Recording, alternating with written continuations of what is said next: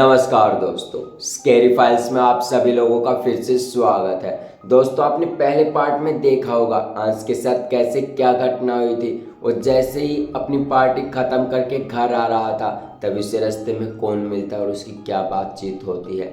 या मैंने आपको पहले पार्ट में सब कुछ बताया होगा। तो दोस्तों, अब मैं कहानी के सेकंड पार्ट का सुनाने जा रहा हूँ इस साथ, जो कि कहानी में हुआ था।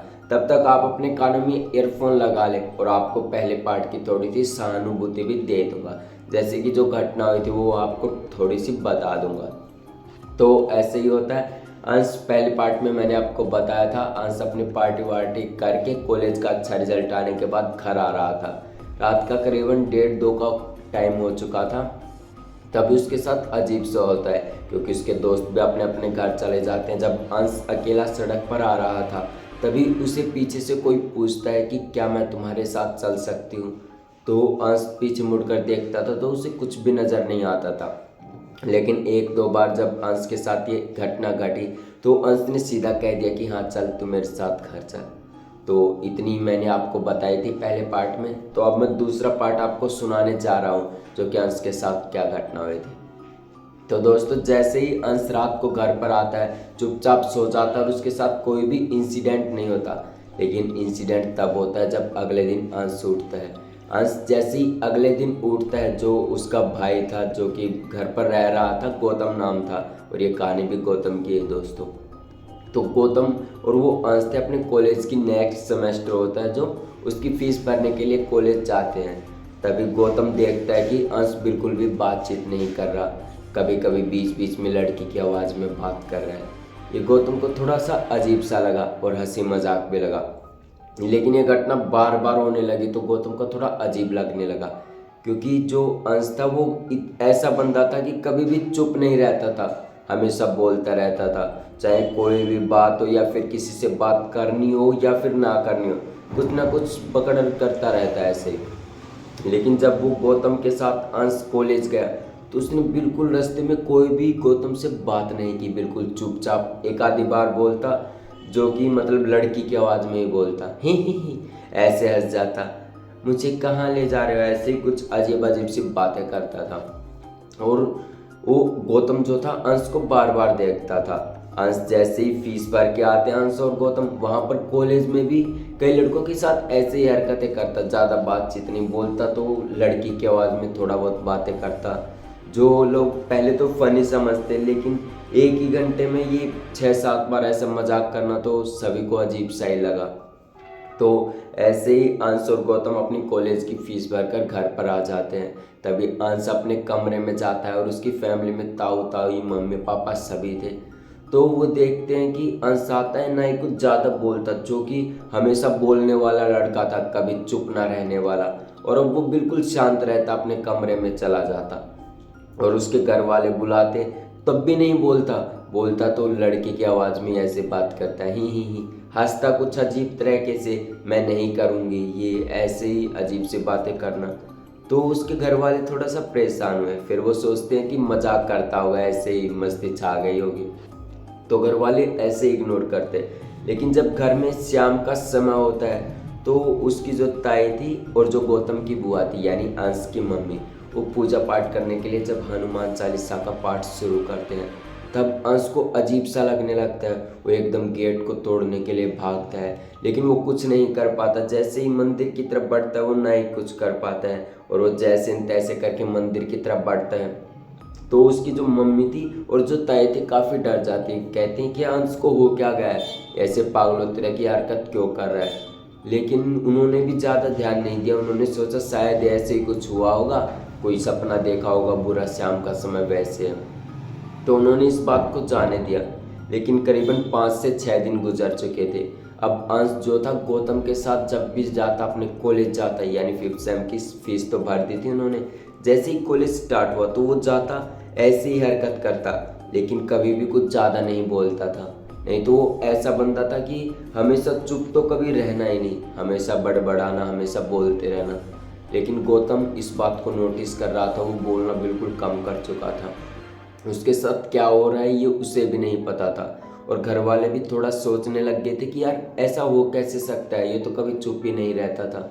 तो धीरे धीरे 5 से 7 दिन गुजरते हैं। जैसे ही मंगलवार या फिर शनिवार आता है, घर में पूजा पाठ होती है।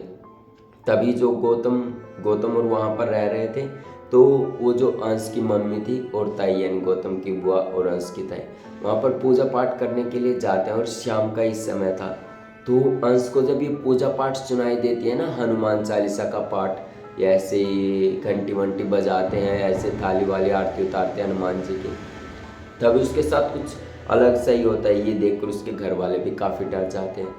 अब जैसे ही शनिवार को ये आरती पूजा होती है हनुमान जी की, तभी वहाँ पर कुछ ऐसा रिएक्ट होता है कि जैसे अंश की ताई और अंश की मम्मी जैसे ही पूजा पाठ कर रही थी, तो एकदम से कमरे से बाहर आता है और जहाँ पर पूजा पाठ हो रही थी वहाँ पर जाकर सब कुछ बिखेर देता है। जो पूजा का सामान था सब कुछ इधर उधर फेंक देता है।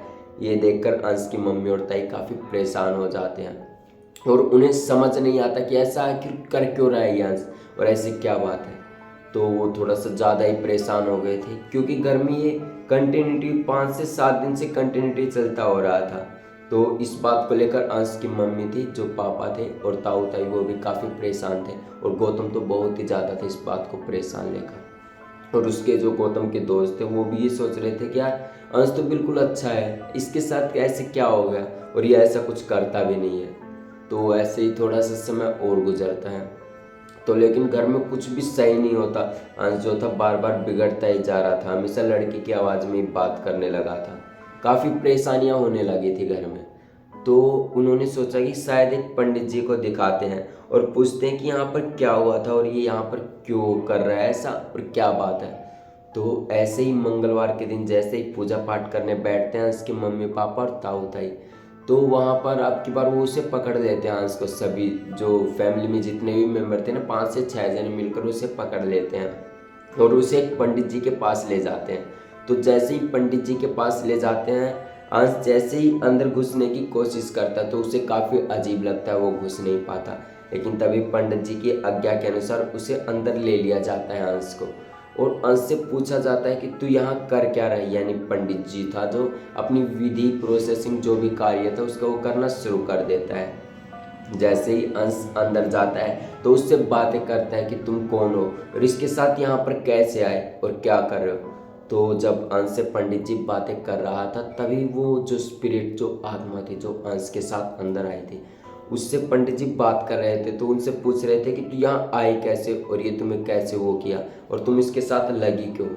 तो ये जब बातें अंश से पंडित जी कर रहे थे, तभी जो वो स्पिरिट थी, वो आत्मा थी, वो अपना सब कुछ सही बताती है।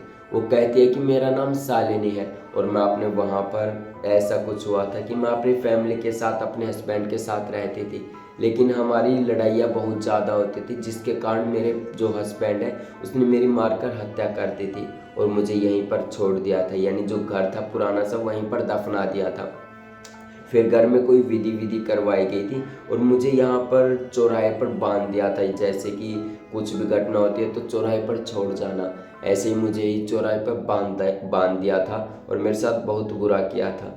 तो ये बात जब पंडित जी को पता चली तो उसे काफ़ी कोशिश की कि ये बात सत्य है या फिर झूठी है या फिर ऐसे ही कोई कहानी बना रही है। लेकिन जब 2 महीने के बाद ये सर्च करी गई तो ये घटना बिल्कुल सत्य थी। और उस औरत ने जो भी स्पिरिट ने बताया था कि मेरी लाश वहाँ पर गिरी गई है, सब कुछ बिल्कुल सच्ची थी। और वो लाश भी जल्दी मिल जाती है और जो उसके हस्बैंड को उसको जल्दी पकड़ लिया जाता है। तो वो जो स्पिरिट थी जो सब कुछ बताती है, जो बिल्कुल सत्य था। ये सब सुनने के बाद पंडित जी कहते हैं ठीक है, और उसने ये भी पूछा कि तुम इसके साथ लगे कैसे। तो वो बताते हैं कि जैसे ही रात को इसने मुझे अट्रैक्ट किया, जैसे ही रात को कहीं से आ रहा होगा तो मैंने इससे 3 बार पूछा कि क्या मैं तुम्हारे साथ चल सकती हूँ, कि क्या मैं तुम्हारे साथ चल सकती हूँ। तो ये जो अंश है इसने 2 बार तो मना किया, पीछे देखा तो कोई नहीं था। लेकिन जब मैंने तीसरी बार पूछा कि क्या मैं तुम्हारे साथ चल सकती हूँ, तो इसने हामी भर दी। तो मैं इसके साथ साथ इसके घर चले गई और इसके साथ वहीं पर रहने लगी। तो ये सारी घटना बताते हैं वो जो स्पिरिट थी पंडित जी को। फिर पंडित जी भी सारी सुविधाओं, अपना जो भी प्रोसेसिंग है सब कुछ करते हैं और जो भी घटना घटी थी इस औरत के साथ जिसका नाम शालिनी था, सब कुछ सही से करते हैं और अच्छे से तैयार की गई बातें। और उसका जो हस्बैंड था उसको वो दिला दी जाती है, यानी कि जो भी होती है ना, क्या कहते हैं उसे, जो पुलिस पकड़ कर ले जाती है, जो भी अपराध किया है जेल में डलवा देती है। ऐसे ही जो भी सज़ा थी ना उसकी, वो सज़ा पूरी करवा देते हैं। तब के बाद वो अपने पंडित जी अपने हाथ जोड़कर उस पीठ से आत्मा से विनती करते हैं कि ठीक है, अब जो भी तुम्हारी विधि है मैं पूरी कर दूंगा, इससे तुम छोड़ दो जो भी अंश है। तो काफ़ी मशक्क़तों के बाद उसे छोड़ना पड़ता है और इसके बाद अंश को घर ले लिया जाता है। जैसे ही अंश घर आ जाता है फिर से 2 से 3 दिन में सब कुछ सही हो जाता है और अंश अच्छे से कॉलेज जाने लगता है, सब कुछ पढ़ाई भी फिर से शुरू कर देता है और वही बोलचाल रहती है। और आगे कभी भी उसके अंश के साथ ऐसी कोई घटना नहीं होती जिससे उसको मतलब परिवार को कुछ झेलना पड़े या फिर कहीं घूमना पड़े। तो दोस्तों ये थी आज की कहानी जो मैंने विजिट करी है। तो कमेंट सेशन में कमेंट करके ज़रूर बताएं कि आपको ये सेकंड पार्ट कैसा लगा और ऐसी ही कहानियाँ सुनने के लिए चैनल को सब्सक्राइब कर लें। तब तक के लिए जय हिंद। मिलते हैं अगले शनिवार को फिर से एक और खौफनाक और दिल को दहला देने वाले एपिसोड को लेकर।